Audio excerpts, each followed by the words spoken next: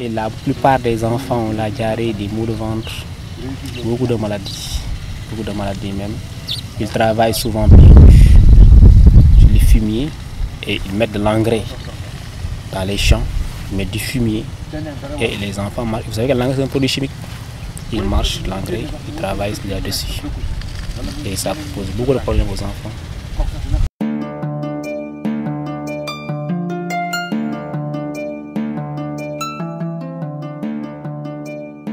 On ne peut pas lutter contre le travail des enfants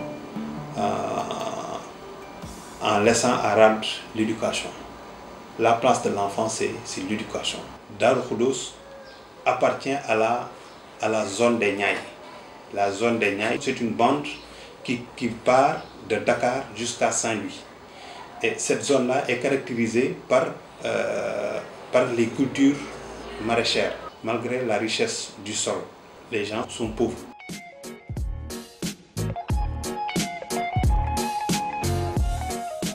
La première phase, donc il fallait donner le maximum d'informations à toutes les parties prenantes du projet, aux enfants, aux parents d'enfants, aux autorités locales, aux autorités administratives, à tout le monde. Le deuxième pas, c'était de mettre en place des structures. La commission locale a été mise en place par le BIT.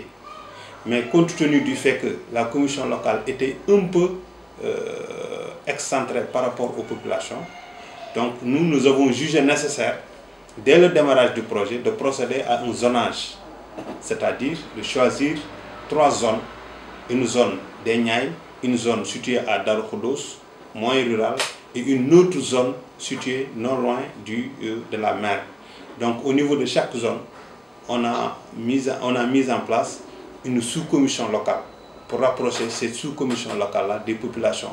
Et cette sous-commission locale aussi devait servir de relais entre la grande commission locale et les populations. La troisième phase, il fallait former les enfants qu'on a eu à identifier qui travaillent dans les champs ou bien qui font les pires formes de travail. Il fallait prendre également leurs parents, les former, les parents d'abord en gestion de projet parce que chaque parent avait une activité. Donc il fallait les former comment gérer un projet. Les enfants aussi, il fallait leur donner un métier. Il y a le métier de teinture et le métier de transformation des produits locaux. Pourquoi le métier de transformation des produits locaux? Parce que c'est une zone maraîchère. Les légumes, les fruits, etc. sont en abondance.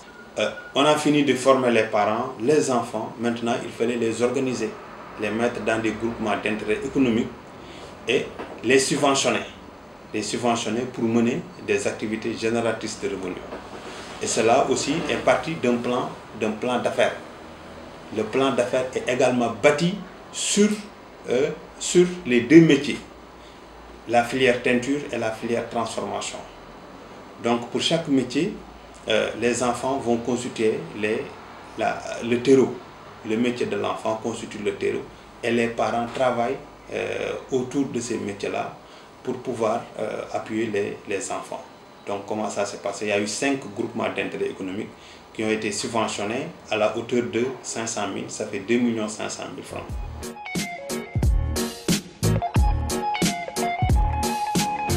Parce que Aide Action est venue, accompagnée du BIT, ce qui est salutaire, c'est la démarche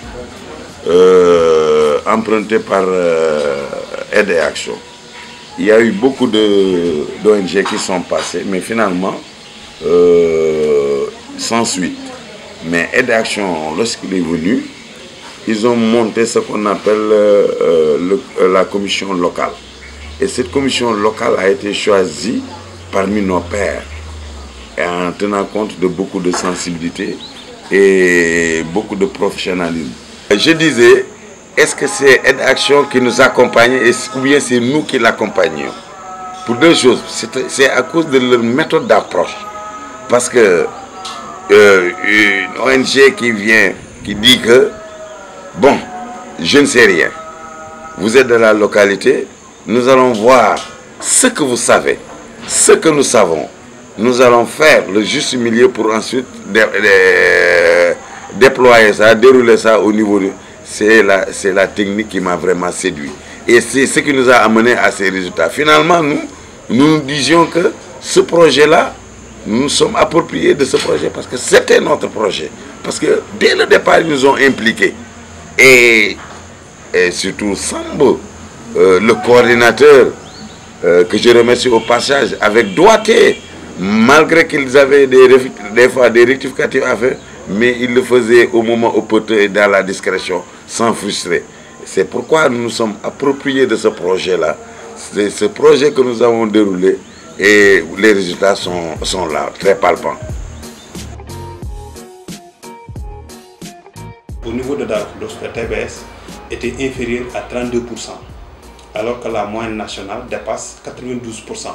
Tant qu'on n'aura pas atteint un taux de scolarité bien supérieur au taux actuel, donc le travail là restera entier. Donc il y a des perspectives qui s'ouvrent à nous, les perspectives sont extrêmement nombreuses. Il faut permettre à la commission locale, aux sous-commissions, de continuer nous le travail qu'on avait déjà amorcé. Suivre les enfants pour mener les travaux dans les filières, suivre les parents aussi pour faire le travail dans les GIE, parce que si les parents ont des activités à mener, bon, ils y gagnent quelque chose. Ils vont libérer les enfants pour qu'ils aillent à l'école. Il y a également d'autres choses à faire, un paquet de services à mettre en place, les toilettes à réfectionner, les murs de clôture à faire, les bibliothèques à installer, le nombre de salles de classe à construire, parce qu'on a constaté dans la zone que presque toutes les écoles, c'était des écoles à cycle incomplet. On ne peut pas faire une politique et accepter son contraire. On ne peut pas vouloir enrôler le maximum d'enfants à l'école et que derrière, il n'y a pas de structure éducative qui les accompagne.